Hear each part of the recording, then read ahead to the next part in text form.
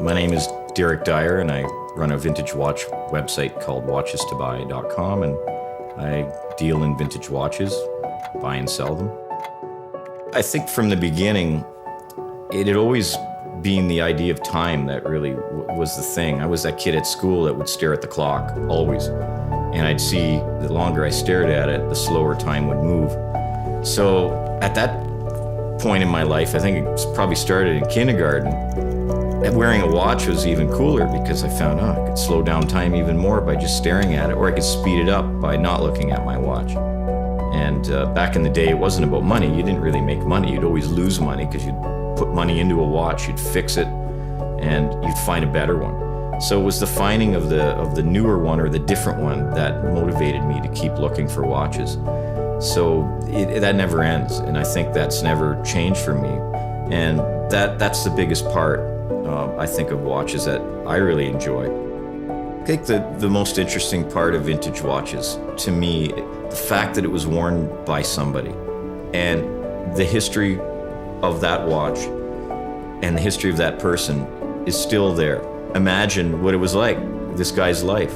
And often people go off to war, and there's messages in regards to that, you know, good luck overseas, love you always, you know, so many messages. And when you sell these watches, some people say, oh, can you remove that inscription? I'd rather personalize it for my husband or my wife, and I don't want to ever remove those inscriptions. And I'll say always no. Say, sorry, I can't do that. I mean, this runs with the watch, and that's the history of the watch, and you got to accept that. Watches, vintage watches and mechanical watches, they came from an era where things were built by hand. I mean, still to this day, mechanical watches are built by hand. They may be designed on a computer, but they're assembled by hand. It's not done in a factory where they're punching out movements. So that's the big thing with watches that make you feel good about owning one, because you know this is something a human being still put together. That part of it gives you a warm, fuzzy feeling to know that a human being sat there hour after hour and assembled your watch.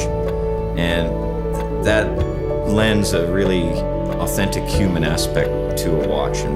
And you think of in Switzerland, you imagine these beautiful converted villas where watchmakers are working, and they are, and taking hundreds of hours to build a watch by hand. And that to me is probably the coolest part of watch collecting.